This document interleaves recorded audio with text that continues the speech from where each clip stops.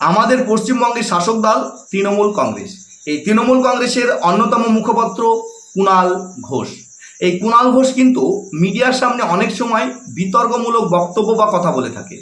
এমনকি এর পাশাপাশি তিনি অনেক সময় আবার অকপটের সত্য কথাও বলে ফেলেন, এবং যে সমস্ত কথা তিনি বলে ফেলেন মিডিয়ার সামনে সেগুলো আবার প্রমাণও করে দেন। তার এই সমস্ত বক্তব্য নিয়ে বিভিন্ন জায়গায় আলোচনা সমালোচনা হয়।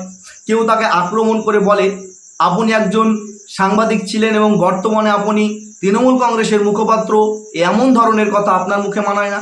কেউ আবার তার বক্তব্য শুনে হাততালিও দেয়। এমন দৃশ্য কিন্তু দেখা যায়। ঠিক সেই রকম কুণাল ঘোষ বর্তমানে একজন মহিলাকে নিয়ে তার এক্স হ্যান্ডেলে এইরকমই একটি বিতর্কমূলক পোস্ট করেছেন। তিনি সেই মহিলাকে নিয়ে কি পোস্ট করেছেন সেটা আমরা পড়ব। তার আগে যে মহিলাকে নিয়ে তিনি পোস্ট করেছেন তার এক্স হ্যান্ডেলে, সেই মহিলার বক্তব্য আমরা একটু শুনে নেব, না হলে বুঝতে অসুবিধা হবে। আপনারা একটু মনোযোগ দিয়ে শুনুন। এই কুণাল ঘোষ আর এই যে ছেলেটা, আমি তো নামও ভুলে যাই, দেবাংশু, যেদিন পাবলিকের হাতে পাবলিক যেদিন হাতে পাবে সেদিন কে বাঁচাবে আমি ওদের দেখব। মমতা ব্যানার্জি কিন্তু বাঁচাতে আসবে না, এইটা কিন্তু পরিষ্কার ওদের মাথায় ঢুকিয়ে নেওয়া উচিত। ওই যে ঘরে বসে বড় বড় লেকচার দেয় প্রেসের সামনে, যেদিন একদিন না একদিন তো পাবলিকের সামনে আসতেই হবে ভাই, একদিন না একদিন তো ডাক্তারের পাশে পড়তেই হবে, কারণ অসুস্থ সবাই হয়। সেই দিনটা খুব ভয়ানক। আশা করছি আপনারা সেই মহিলার বক্তব্য মনোযোগ দিয়ে শুনেছেন। এই মহিলারই ভিডিও কুণাল ঘোষ তিনি তার এক্স হ্যান্ডেলে পোস্ট করেছেন, এবং তিনি এই ভিডিওর ওপর একটি ক্যাপশনও লিখেছেন। যে ক্যাপশনটি কুণাল ঘোষ লিখেছেন সেই ক্যাপশনটি কিন্তু কুণাল ঘোষ তারই সহকর্মী দেবাংশু ভট্টাচার্যকে উদ্দেশ্য করে লিখেছেন। তিনি যে ক্যাপশনটি লিখেছেন সেই ক্যাপশনটি আমি আপনাদের সামনে পড়ে শোনাবো, একটু মনোযোগ দিয়ে শুনবেন। কারণ এই ক্যাপশনের মাঝেই কুণাল ঘোষ তিনি প্রমাণ করে দিয়েছেন যে তিনি অনেক সময় সত্য কথা বলেন এবং যে কথাটা বলেন সেটা প্রমাণ করেই ছাড়েন। তাই তিনি কি লিখছেন প্রথমে মনোযোগ দিয়ে শুনবেন। তিনি লিখছেন যে হ্যাঁ রে বলতে তিনি দেবাংশু ভট্টাচার্যকে বলছেন, হ্যাঁ রে তোর পাত্রী দেখার কাজ এগোবো। মানে কুণাল ঘোষ দেবাংশু ভট্টাচার্যকে বলছেন তোর জন্য কি পাত্রী দেখার কাজটা শুরু করব, তোর সঙ্গে বেশ মানাবে। মানে সেই মহিলাকে, মানে মহিলার সঙ্গে যদি দেবাংশু ভট্টাচার্যর বিয়ে হয় তাহলে বেশ মানাবে, এটাই তিনি বলতে চাইছেন। রাগের মধ্যেই থাকে অনুরাগের বীজ। মানে সেই মহিলা যখন বক্তব্য দিচ্ছিলেন তখন সেই বক্তব্যটা মনোযোগ দিয়ে শুনলেন। সেই মহিলা কুণাল ঘোষ এবং দেবাংশু ভট্টাচার্যকে আক্রমণ করে অনেক কথা বলেছেন। তাদের ওপর যে ক্ষোভ বিক্ষোভ ছিল সেটাই তিনি বের করছিলেন। তাই কুণাল ঘোষ তিনি বলছেন যে ওই মহিলার মধ্যে রাগ আছে ঠিকই, কিন্তু এই রাগের মাঝে অনুরাগও আছে। তাই কুণাল ঘোষ তিনি এখানে লিখছেন যে রাগের মাঝেই রয়েছে অনুরাগের বীজ। তারপর তিনি লিখছেন যে তাছাড়া কেমন সংস্কার মানে সেই মহিলাটা অনেকটা সংস্কার, মানে সেটাই তিনি বলতে চাইছেন। স্বামীর নাম মুখে আনতে চায় না, মানে সেই মহিলা বক্তব্য রাখতে রাখতে একসময় তিনি দেবাংশু ভট্টাচার্য নামটা কিন্তু ভুলে গিয়েছিলেন।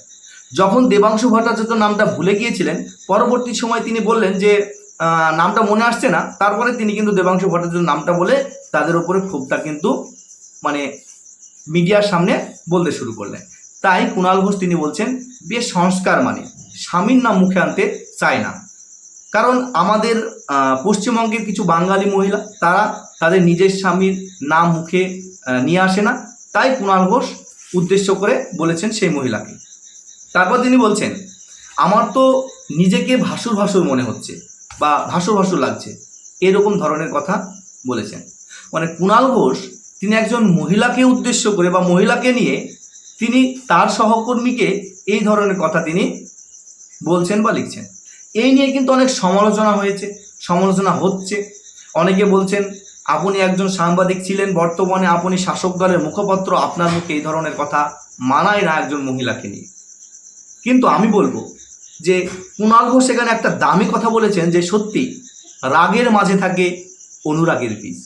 তার কারণ হলো একসময় কুণাল ঘোষকে যখন পুলিশ গ্রেপ্তার করে নিয়ে যাচ্ছিলেন তখন তিনি গাড়ি থেকে চিৎকার করতে করতে বলছিলেন যে মমতা ব্যানার্জিকে গিয়ে ধরুন।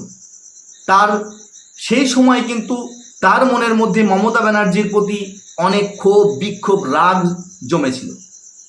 কিন্তু পরবর্তী সময়ে সেই কুণাল ঘোষ মমতা ব্যানার্জির সঙ্গে রাজনীতি করছেন, মমতা ব্যানার্জির একজন সৈনিক, তার দলের একজন মুখপাত্র,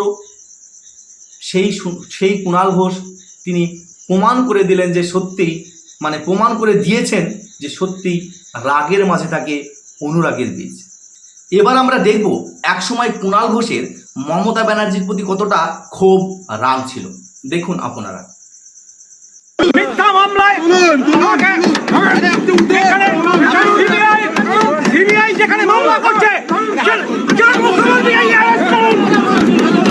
মুখ্যমন্ত্রী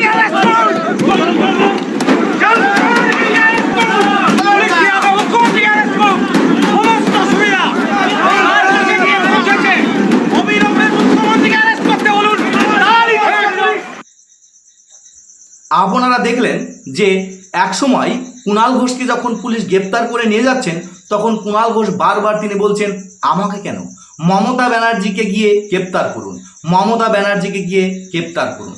তাই হয়তো কুণাল ঘোষ তিনি তার নিজের জায়গা থেকে, নিজের অভিজ্ঞতা থেকে এই ধরনের কথা বলছেন। তার কারণ হলো একসময় কুণাল ঘোষেরও তো মমতা ব্যানার্জির প্রতি অনেক ক্ষোভ রাগ ছিল। পরবর্তী সময়ে রাগের আগে অনুটা যোগ হয়ে অনুরাগে পরিণত হয়েছে। ঠিক সেই রকম হয়তো কুণাল ঘোষও ভাবছে সেই মহিলার বর্তমানে রাগ ক্ষোভ রয়েছে, পরবর্তী সময়ে রাগের আগে অনুটা যোগ হয়ে যেতে পারে, দিয়ে অনুরাগে পরিণত হয়ে যেতে পারে। তাই কুণাল ঘোষ তিনি নিজের মতো করে তিনি হয়তো ভাবছেন। তাই এই দিক থেকে বলতে হবে যে কুণাল ঘোষ তিনি সত্য কথা বলেছেন এবং সেটা প্রমাণ করেও ছেড়েছেন। আপনাদের কি মনে হয়? আপনাদের কি মনে হয় অবশ্যই কমেন্ট সেকশানে কমেন্টস করে জানাবেন। আর সকলে ভালো থাকবেন, সুস্থ থাকবেন এবং এই ধরনের কুমন্তব্য করা থেকে বিরত থাকবেন।